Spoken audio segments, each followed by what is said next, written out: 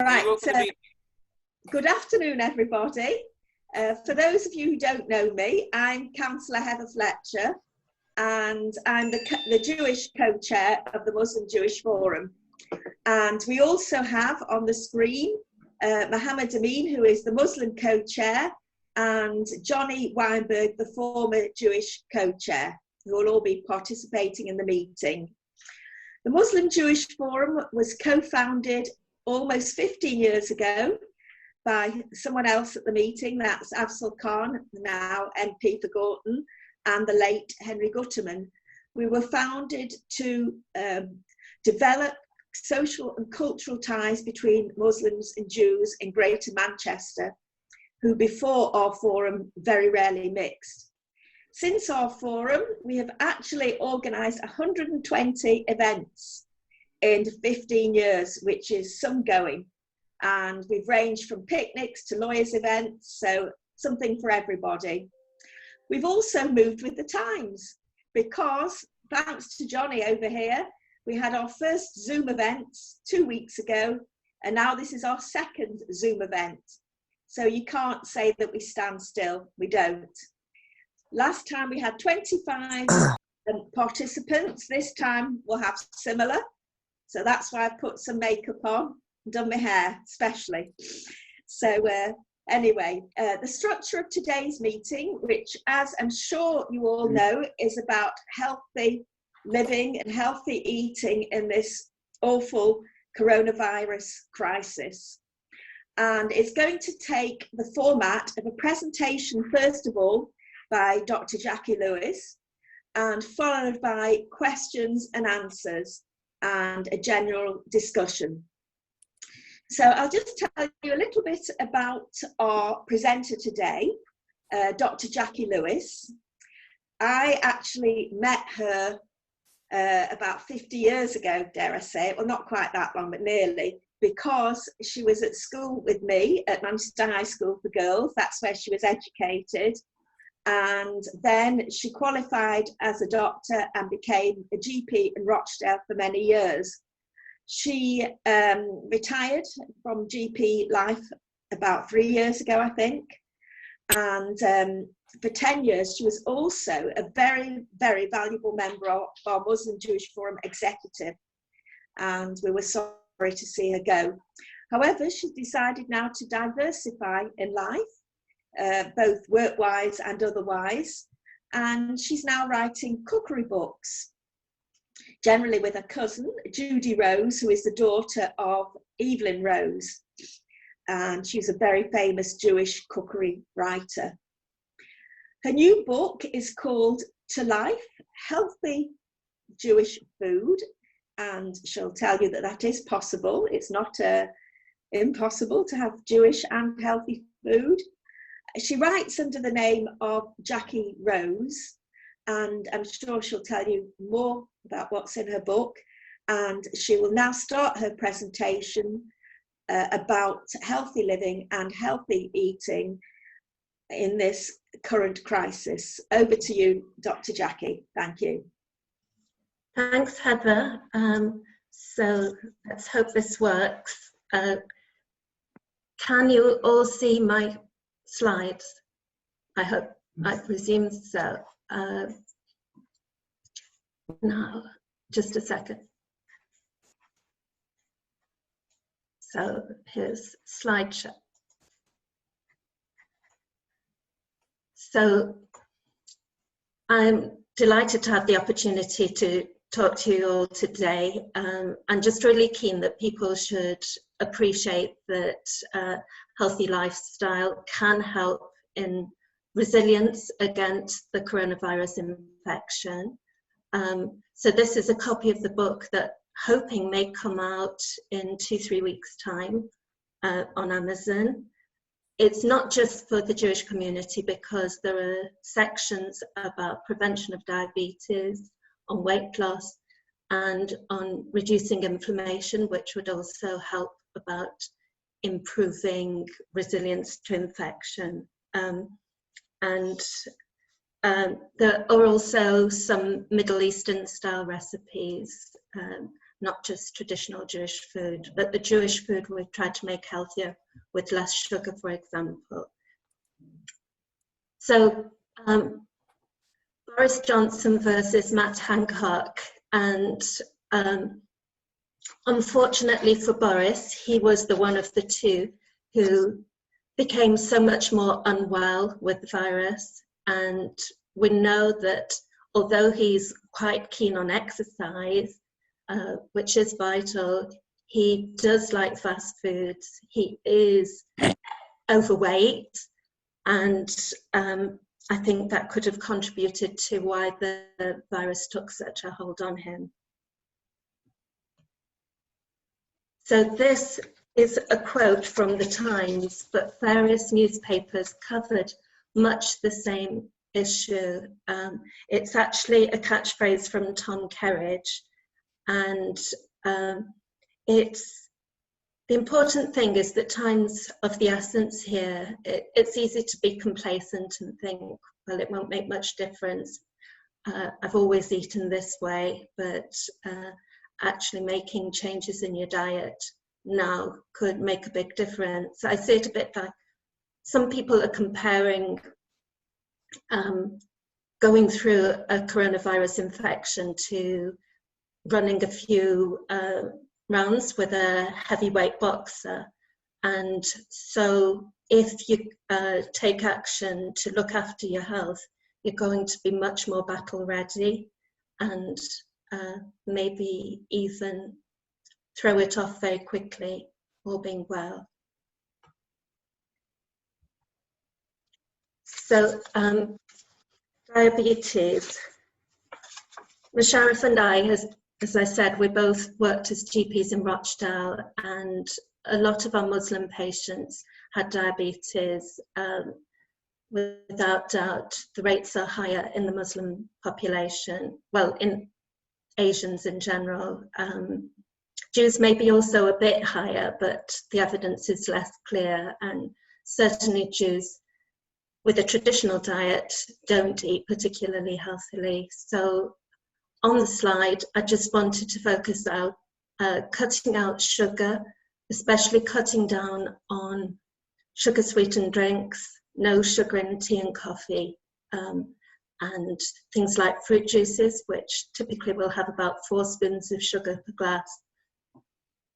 Also, the squeezing out the carbs on your plate, I'll come back to in more detail, but reducing carbohydrate definitely is nowadays felt to be really helpful in diabetes prevention, and also for people who already have diabetes and need to improve the control. And fiber, having more fiber is good. Intermittent fasting is an interesting one, especially now because Ramadan has started, and fasting can be helpful, but unfortunately the Ramadan fast is back to front. The best time for fasting is to have an extended overnight fast.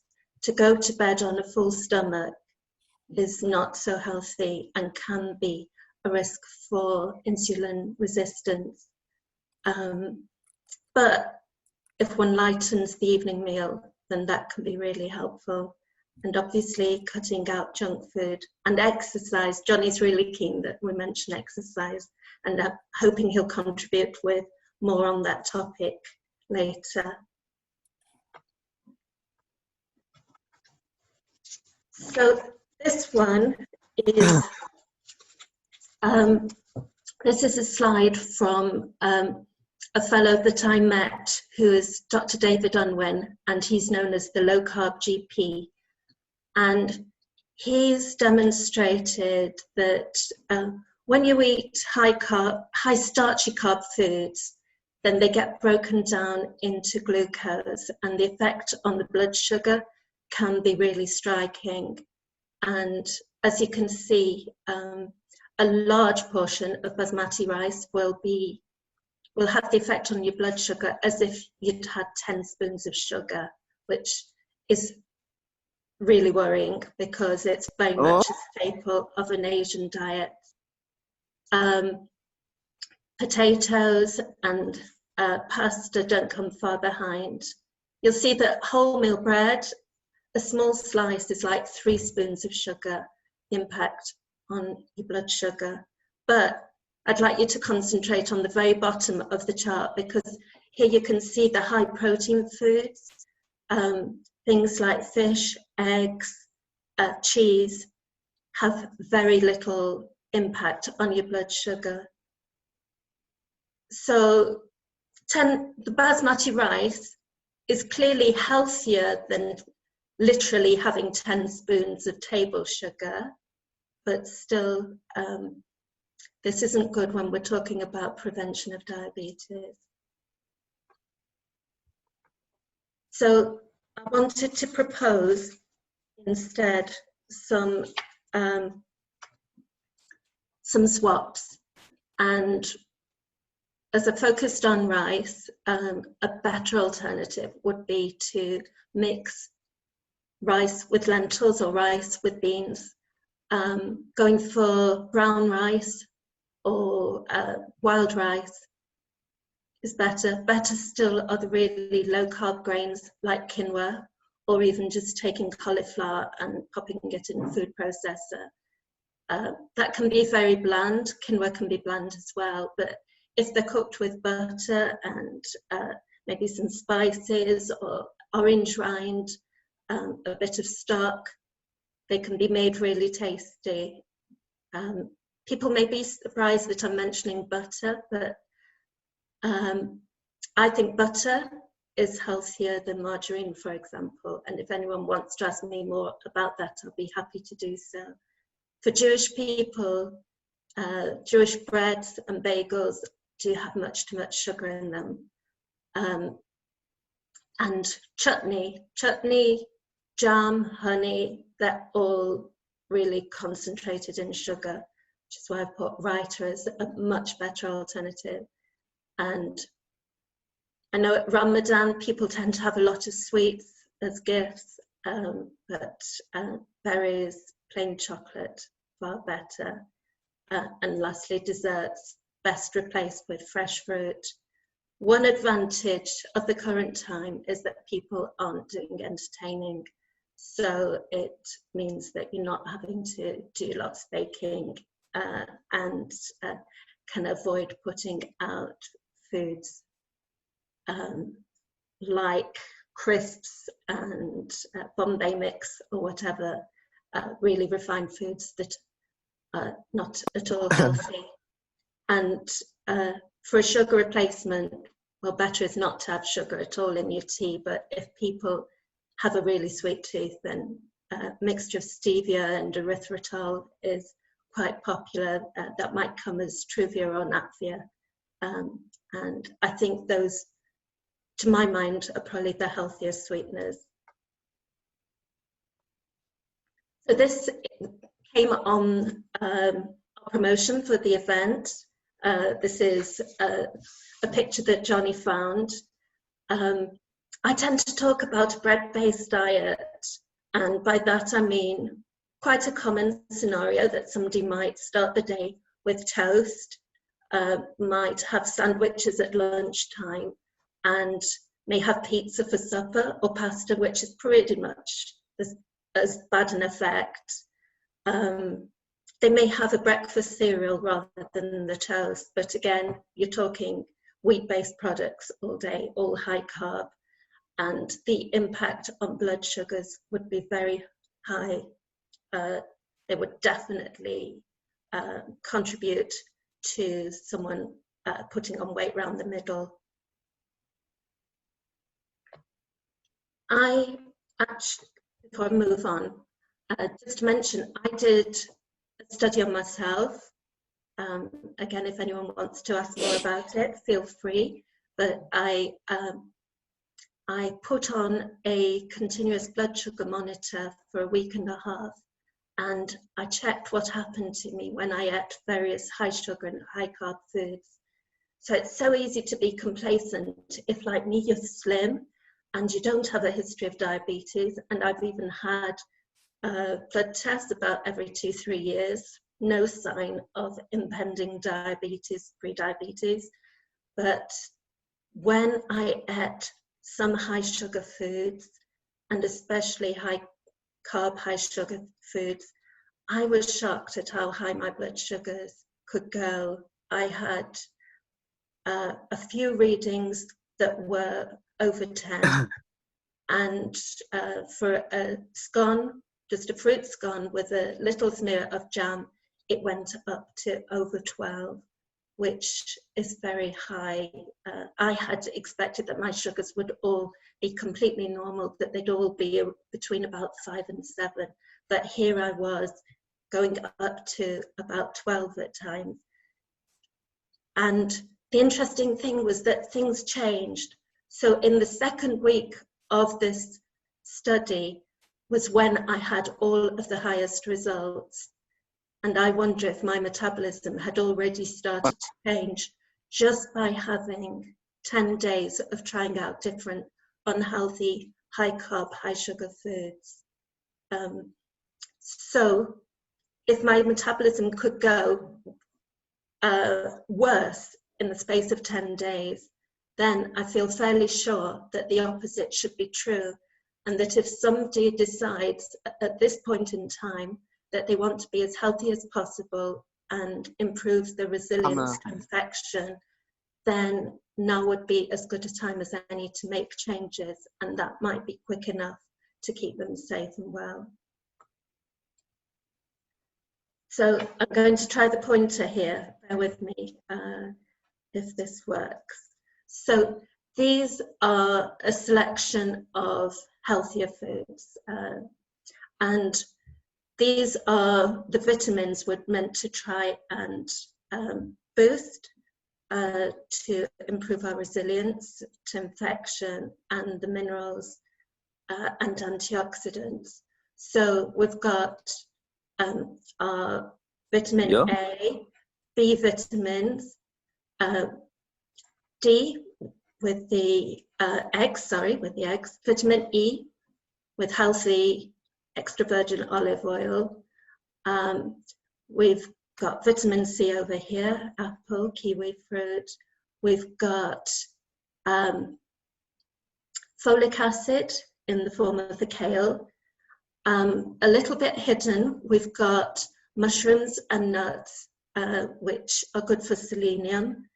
Iron you'd get from meat and fish, and spinach, chard, watercress is really good. Zinc you'd get from the nuts and seeds, and protein, again, eggs, dairy products. Fermented is really brilliant, so yogurt is a good form of dairy. So if you just linger on this for a minute or two and just have a think about the kind of foods that you like to eat and whether you can have more of these kind of things in your diet for next time you plan your shopping list. And a healthy Ramadan. So we're going to discuss this a bit more, but these are some recommendations from different Ramadan fact sheets. And in particular, I advise make the morning meal the large one and keep evening meal light. For those of us who aren't Muslim and not observing Ramadan, having your evening meal earlier is better for your health. And with the issue of carbohydrates, so I have a friend who has diabetes. When she was diagnosed, her sugars were really, really high. Her cholesterol was very high. She got quite a shock. She has gone on to a healthy low carb diet. And basically the way she's managed it is she has hardly any sweets, biscuits, cake. She has bread only about once a week, she tells me. And when she's making a meal and she's plating it out for herself, she'll mostly fill up the plate with meat and veg, maybe some sauce, and she'll only leave a small space for rice or potato, if at all. And she's done so well. His sugars have almost normalized by doing that. So it can be a very potent way of helping. But if somebody has diabetes and they're on medication, they shouldn't cut out carbs too fast. Or they could go hypo, the sugars could drop too quickly. So they should be monitoring very quickly. And of course, at the bottom, I've noted that be cautious around fasting if diabetes or any other chronic health conditions. But I know in reality, some Muslim people with diabetes do fast, but then they need to monitor the sugars very carefully and to break the fast if they're feeling at all unwell, or if the sugars are dropping under 4, for example. And then this is an issue that I'm hoping Amin will discuss after about frontline workers. So that ends my presentation. But just in summary, just that I advocate whole food diet, plenty of water, exercise, and keeping sugar and processed foods to a minimum. I also would recommend breathing exercises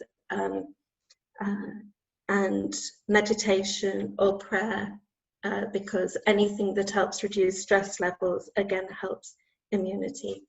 So I'm going to stop the share and